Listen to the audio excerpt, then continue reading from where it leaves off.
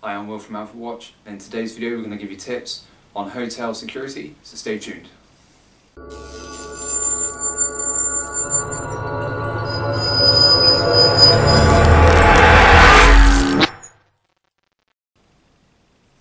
One of the first things that you should do is check out the fire evacuation plan.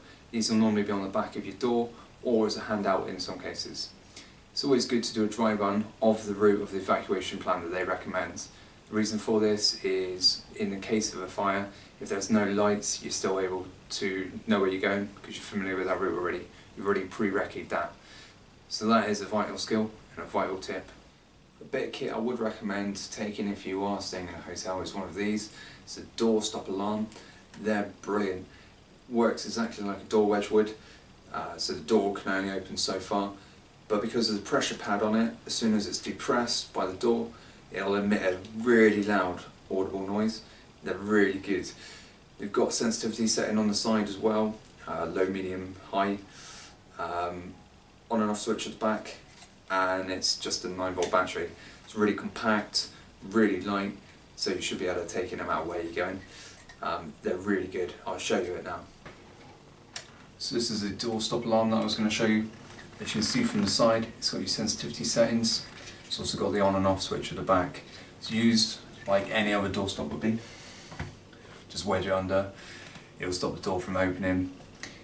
But it's got an added bonus, as I mentioned. It emits an extremely loud sound. I'll show you what it sounds like. It is loud, so I won't do it for long. So turn it on. Once it's already wedged in, as soon as the pressure pad activates, it's really loud, alright, quite piercing. You can change the sensitivity, as I say, so depending on the door and the style and how much pressure is already going to be on the pad, for you to have to wedge it in, you're going to want to change it accordingly. Just test it a little bit, make sure that it's set up correctly, so test opening the door. It's a really good bit of kit, as I say. You should be able to pack that no matter how little space you've got. It takes up next to nothing. Brilliant bit of kit. Something that you may want to do as well is keep as much as you can still packed in your bag. Don't unpack everything.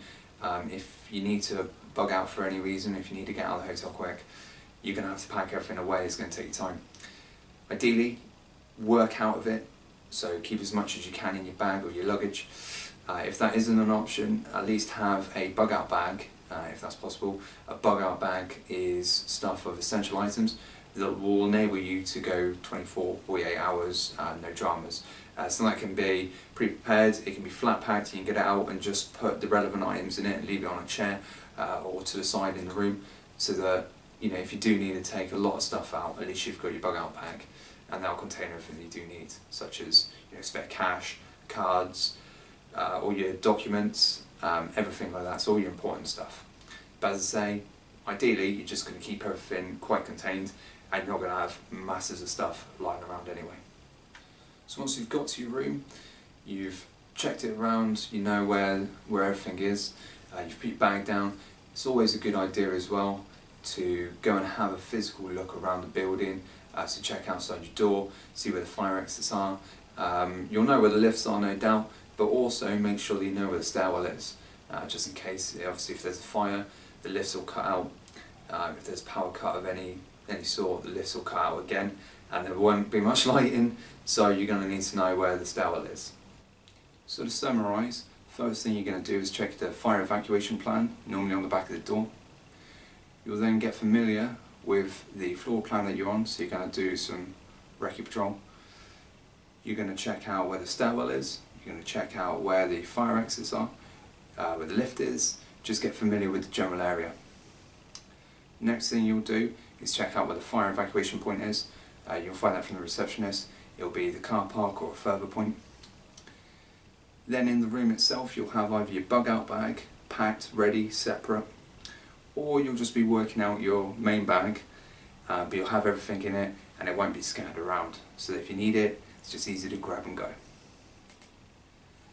These tips may seem really simple, however, they will keep you safe, and when everything hits the fan, you know that you've got a procedure, you can follow it through, You don't have to ask anyone, follow anyone, or read about it then. You're already prepared. That will keep you safe.